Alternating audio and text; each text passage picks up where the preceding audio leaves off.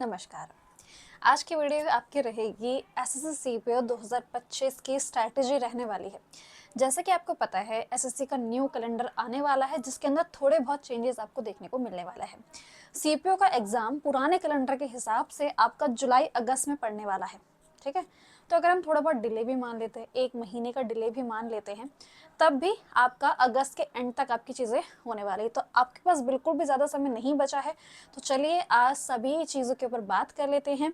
क्या क्या एलिजिबिलिटी रहती है, आपका एग्ज़ाम पैटर्न क्या रहने वाला है, किन किन स्टेजेस में आपका एग्जाम होता है, मेरिट कैसे आती है और बेस्ट बुक्स कौन सी रहने वाली है अगर आप एसएससी सीपीओ 2025 की तैयारी कर रहे हैं। जैसे कि आपको पता है जब भी हम सीपीओ एग्जामिनेशन की बात करते हैं तो हमारे दिमाग में दिल्ली पुलिस सब इंस्पेक्टर की पोस्ट आती है। ये लेवल 6 की पोस्ट है। इसके अंदर जो आपको सैलरी देखने को मिलती है वो अप टू 65,000 इन हैंड देखने को मिल जाती है।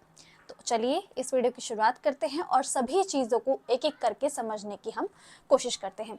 जब भी हम एसएससी सीपीओ की बात करते हैं हमारे दिमाग के अंदर जो आता है वो आती है इंग्लिश, क्योंकि इस एग्जामिनेशन के लिए इंग्लिश स्ट्रांग होना बहुत बहुत बहुत ज़रूरी है। तो मेक श्योर वीडियो की शुरुआत में ही मैंने आपको ये चीज़ क्लियर कर दी है ताकि आगे जाते रहते अगर किसी इंग्लिश बहुत वीक है तो आपको दिक्कतें देखने को मिल सकती हैं, पर अगर आप अपनी मेहनत के ऊपर अच्छे से ध्यान देंगे तो आप ज़रूर इसको क्रैक कर पाएंगे। चलिए जल्दी से मैं आपको ओवरव्यू देती हूँ, फिर हम एक एक करके सभी बुक्स के बारे में बात कर लेते हैं। आपका पुराने कैलेंडर के हिसाब से आपका 16 मई को नोटिफिकेशन देखने को मिल जाएगा। होपफुली अगर उससे पहले पहले कैलेंडर आ जाता है तो आपको एग्जैक्ट डेट देखने को मिल जाएगी, वरना डिले अगर होगा भी तो मई के एंड तक आपको सारी इंफॉर्मेशन देखने को मिल जाएंगी। आपका जो लास्ट डेट होगा वो आपका 14 जून की होगी फॉर्म भरने की। मेक श्योर आप जल्दी से जल्दी फॉर्म भर दें। उससे क्या होगा ना, देखो आपके नियरेस्ट जो भी एग्जाम सेंटर होगा वो आपको अलॉट कर दिया जाएगा। एग्जाम जो होगा वो जुलाई अगस्त के हिसाब से होगा। जब तक हमारे पास न्यू कैलेंडर नहीं आता है हम इसी चीज को अज्यूम करके चलने वाले हैं। क्लियर है। एलिजिबिलिटी की बात करते तो एज आपकी 20 से 25 साल होनी चाहिए। थोड़ा बहुत डिफरेंस इसके अंदर देखने को मिल जाता है, बट 20 साल आपकी शुरुआत होती है। जैसे ये ग्रेजुएशन लेवल एग्जाम है तो ग्रेजुएशन के लिए 21 चाहिए होती है, इसके अंदर 20 है, ठीक है। जैसे और चीज़ समझ लो, जैसे सीजीएल एग्जामिनेशन होता है वो आपका ज़्यादातर उसमें जो पोस्ट है जो सबसे ज़्यादा मेन मानी जाती है वो लेवल 7 की पोस्ट है, इसके अंदर लेवल 6 की पोस्ट होती है। थोड़ा बहुत डिफरेंस आपको देखने को मिलेगा। स्टिल ये बहुत बढ़िया जॉब है और कंपटीशन इसके अंदर कम है। मार्क माय वर्ड, इसके अंदर कंपटीशन कम है, कट ऑफ इसकी कम जाती है। रीज़न सभी के सभी सीजीएल की प्रिपरेशन करते हैं, उन सब की करते हैं। और इसके जो मेडिकल स्टैंडर्ड है, आपके फिजिकल स्टैंडर्ड्स हैं, आपकी हाइट इतनी होनी चाहिए इतनी होनी चाहिए, उसी से सारे स्टूडेंट जो होते हैं निकल जाते हैं। तो अगर आप अच्छी हाइट पे आते हैं, ठीक है, तो आप इसको ज़रूर फिल कर सकते हैं। अभी हम बात कर लेते हैं। एज आपके 20 साल होनी चाहिए मिनिमम। हाइट मेल में अगर आपको 170 सेंटीमीटर है जो कि करीबन 5'7" आ जाती है, अगर आपकी 5'7" है तो आप इसके अंदर जा सकते हैं। फीमेल के लिए 157 सेंटीमीटर, मेरे हिसाब से जो 5'2" या 5'3" होनी चाहिए, अगर आपकी इतनी हाइट है तो आप इसके अंदर ज़रूर कर सकते हैं। एजुकेशन इसके अंदर ग्रेजुएशन मांगी जाती है, वो चाहे किसी भी फील्ड में हो। एग्जाम पैटर्न की बात करें तो 3 स्तर पर इस एग्जाम को कंडक्ट किया जाता है। टीयर 1, फिर फिजिकल होता है, फिर टीयर 2 होता है। इसमें फिजिकल पहले होता है और फिर उसके बाद टीयर 2 होता है, जो कि मुझे अपने आप में बहुत बढ़िया चीज लगती है और यही होना भी चाहिए। टीयर 1 के अंदर आपको English, reasoning, maths, GK 50-50-50-50 question देखने को मिलेंगे और टोटल 200 मार्क्स का आपका, मतलब 200 क्वेश्चन 200 मार्क्स और 2 घंटे, इसी हिसाब से होता है। इसकी कट ऑफ टीयर 1 की कम जाती है तो ज़रूर इसके अंदर फिल कर ले। फीमेल हैं आप, अगर आप लड़की देख रही हैं इस वीडियो को तो ज़रूर इसके बारे में ज़रूर सोचना अगर आपकी हाइट इतनी जाती है, क्योंकि फीमेल के लिए इसकी कट ऑफ और कम हो जाती है मेल के कंपैरिजन के अंदर। ये चीज़ हो गई। अब हम चलते हैं फिजिकल की तरफ। फिजिकल के अंदर क्या आता है, रनिंग आती है। पहला आता है 100 मीटर आपको रनिंग करनी होती है, फिर उसका अलग अलग हिसाब होता है, एक थोड़ा लंबी रनिंग भी होती है। लॉन्ग जंप मेरे हिसाब से लड़कों के लिए 12 फीट है और लड़कियों के लिए 9 है। उधर मीटर्स में लिखा हुआ है बट मैं फीट के हिसाब से बताती हूँ। हाई जंप लड़कों के लिए 4 फीट है और लड़कियों के लिए 3 फीट है, जो कि मेरे हिसाब से बहुत आसान है, ठीक है। शॉर्ट पुट सिर्फ लड़कों के लिए है, लड़कियों के लिए कोई शॉर्ट पुट नहीं है, ठीक है। नोटिफिकेशन के अकॉर्डिंग बता रही हूँ। टीयर 2 के अंदर सिर्फ और सिर्फ इसमें इंग्लिश आती है। बहुत बड़ा चीज़ है जो कि स्टूडेंट को नहीं पता होता है। अभी तक जितनी भी मैंने वीडियोस बनाई हैं इस चैनल के ऊपर एसएससी एमटीएस और स्टेनो से रिलेटेड बनाई हैं, अगर उन एग्जाम की तैयारी कर रहे हो तो ज़रूर जाके चेक कर सकते हो। अब मैं धीरे धीरे एक्सपेंड करने की कोशिश कर रही हूँ, अदर एग्जामिनेशन को भी देख रही हूँ। तो इसके अंदर बहुत अच्छी चीज़ है, क्योंकि जो स्टूडेंट को ऐसा लगता है कि उनकी इंग्लिश स्ट्रॉन्ग है, क्योंकि स्टेनो करने वाले अच्छे इंग्लिश को रखते हैं, तो वो इस जगह पे आ सकते हैं, ठीक है। इंग्लिश आपके 200 क्वेश्चन आते हैं 200 मार्क्स के, 2 घंटे का टाइम। अब ये समझ लो भाई, यहाँ पे 200 क्वेश्चन, यहाँ पे 50 क्वेश्चन, ठीक है। जो मेरिट होती है ना आपकी, वो फर्स्ट और सेकंड को मिला के आती है। इसका मतलब कि टोटल कितना हो रहा है, देखो 200 यहाँ से, 200 यहाँ से, तो 400 में से 250 तो सिर्फ और सिर्फ इंग्लिश है। तो हुई ना इंग्लिश इंपॉर्टेंट, और कितनी ज्यादा इंपॉर्टेंट हुई ये तो आपने देख ही लिया। तो आपको ये चीज समझ आ गई, सिलेक्शन प्रोसीजर क्या रहने वाला है, एग्जाम पैटर्न क्या रहने वाला है। मैंने जल्दी से कवर करने की कोशिश की है। बात करते हैं हम बुक्स के बारे में। बुक्स में आपके पास 5 बुक्स कंपलसरी होनी चाहिए। इंग्लिश क्योंकि सबसे ज्यादा मेन है, मैथ्स, रीजनिंग, साइंस और जीके। चलिए अब मैं आपको बुक्स दिखाना शुरू करती हूँ। टॉपर्स नोट्स की तरफ से आपका एसएससी सीपीओ का कंप्लीट सेट बन के आता है। वही 5 बुक जो मैंने आपको बताई वही बुक्स हैं। मेरे पास जो अभी अवेलेबल है वो इंग्लिश मीडियम में अवेलेबल है, क्योंकि इंग्लिश जिनकी ज़्यादा स्ट्रॉन्ग होती है वही ज़्यादातर आते हैं, इसलिए मैंने खुद अपने पास इंग्लिश मीडियम रखा है।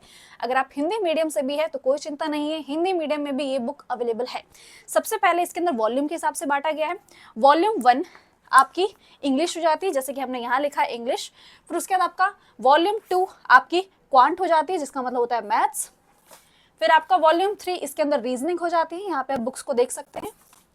वॉल्यूम 4 आपकी साइंस हो जाती है, एंड वॉल्यूम 5 आपकी जनरल अवेयरनेस हो जाती है।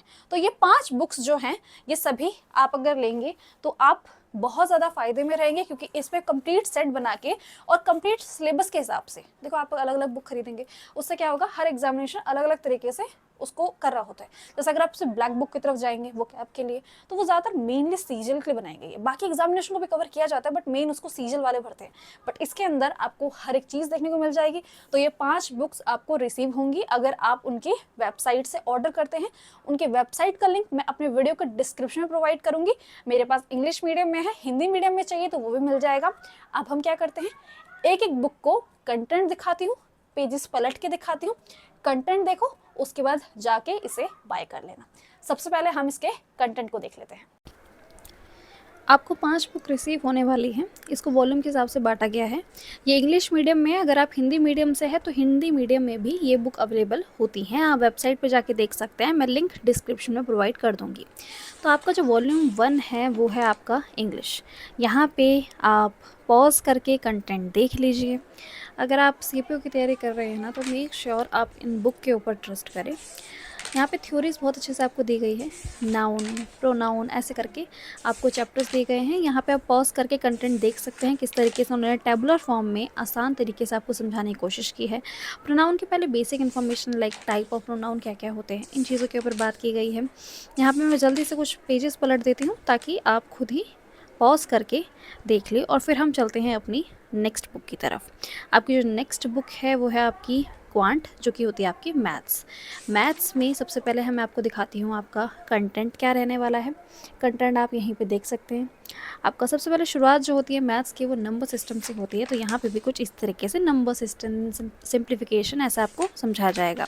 फ्लो चार्ट बना के समझाया गया है, क्योंकि मैथ्स में अगर आप बेस नहीं बना पाते, आपका बेस जो बनता है वो 6 क्लास से बन जाता है बेसिकली, तो वो वहाँ से चीज़ें आपको समझाई गई हैं ताकि आप अच्छे से मैथ्स को कवर कर पाए। ये सिंप्लीफिकेशन का चैप्टर आपने देख लिया। अब हम चलते हैं वॉल्यूम 3 की तरफ, जो कि है आपकी रीजनिंग। अब पॉज करके यहीं पे कंटेंट देख लीजिए। सबसे पहले बेसिक सा, जैसे कोडिंग डिकोडिंग होता है ना रीजनिंग के अंदर, सबसे इंपॉर्टेंट यही होता है, कोडिंग डिकोडिंग और नंबर सीरीज़। आपको नंबर्स का पता होना चाहिए, आपको अल्फ़ाबेट की नॉलेज होनी चाहिए। तो यहाँ पे आपको ट्रिक्स के तरीके से चीज़ें समझाने की कोशिश की है। अगर आप इनको पूरे अच्छे तरीके से ट्रस्ट करके फॉलो करेंगे तो आप बहुत सी चीज़ें सीखने वाले हैं। वॉल्यूम 4 की अगर हम बात करें तो इसके अंदर आपको साइंस देखने को मिलने वाला है। यहाँ पर आप देख सकते हैं चैप्टर्स को किस तरीके से बांटा गया है। अब मैं आपको एक एक करके दिखाती हूँ इसका कंटेंट कैसे। स्टेट ऑफ मैटर जो होता है, यहाँ पे देख सकते हैं आपको डायग्राम के तरीके से, जैसे कि उसके अंदर स्पेस कितना होता है उसके बारे में। फिर प्लाज्मा के बारे में भी बताया गया है ताकि उससे रिलेटेड अगर क्वेश्चन आता है आपके एग्जाम में तो वो कर सकें एक अच्छे तरीके से डायग्राम बना के, ताकि आपके डायग्राम ही आपके दिमाग में रह जाए और जब एग्ज़ाम में इससे रिलेटेड कोई क्वेश्चन आए तो आप उसे याद कर पाएँ। तो यही एक तरीके होते हैं जिनसे आप अच्छे तरीके से पढ़ाई कर पाते हैं। अब वॉल्यूम 5 जो होता है वो आपका जनरल अवेयरनेस है, ठीक है, मतलब कि बेसिकली आपका जीके जो होगी, इसके अंदर आपकी हिस्ट्री, पॉलिटी, ज्योग्राफी, ये सारे चैप्टर्स को कवर किया जाएगा। तो यहाँ पे आप पॉज करके देख सकते हैं कि कंटेंट आपको किस तरीके का दिखने वाला है। मुझे इसके अंदर ख़ास बात यही लगती है कि ज्योग्राफी को अगर आप समझा रहे हो या किसी भी चीज़ को आप समझा रहे हो तो उसके अंदर डायग्राम का यूज़ ज़रूर करें। और यहाँ पे जैसे कि आप देख पा रहे हैं डायग्राम काफ़ी अच्छी तरीके से यूज़ किए गए हैं, टेबल्स बना के आपको समझाने की कोशिश की गई है। देखिए यहाँ पे डायग्राम देखिए, यहाँ पे आपका ड्रेनेज सिस्टम मतलब रिवर्स के बारे में बताया गया है, तो हिमालय रिवर्स को कितनी अच्छी तरीके से दिखाया गया है। तो 5 बुक आपको रिसीव होंगी। चलते अपनी वीडियो की तरफ। आपने सभी बुक का कंटेंट देख लिया है, मैंने एक एक करके आपको सारी चीज़ें दिखा गई हैं और मुझे लगता है अब तक आते आते आपको बहुत ज़्यादा इंटरेस्ट आ गया होगा इन बुक्स में। तो मेक श्योर आप इनको बाय कर लें। इनका जो लिंक है मेरे डिस्क्रिप्शन में प्रोवाइड कर दूंगी, आपको कहीं जाने की जरूरत नहीं है।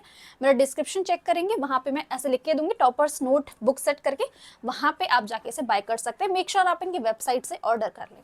ठीक है, तो ये बुक्स की बात हमने कर ली है।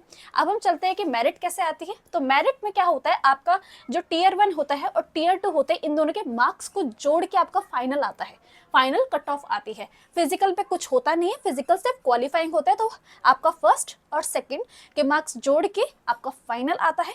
तो यही एक तरीका है, आप इस एग्जाम में बहुत अच्छे से कर सकते हैं परफॉर्म। मैंने हर एक चीज़ को आपको जल्द से जल्द बताने की कोशिश की है। 10 मिनट की वीडियो में हमने इस चीज़ों को कंप्लीट कर लिया, ज़्यादा इसको लेंदी नहीं बनाया है। बताइएगा आपको ये वीडियो कंटेंट कैसा लगा और नेक्स्ट किस एग्जाम के ऊपर चाहते हैं ये भी बताइएगा। मिलते हैं फिर नेक्स्ट वीडियो में।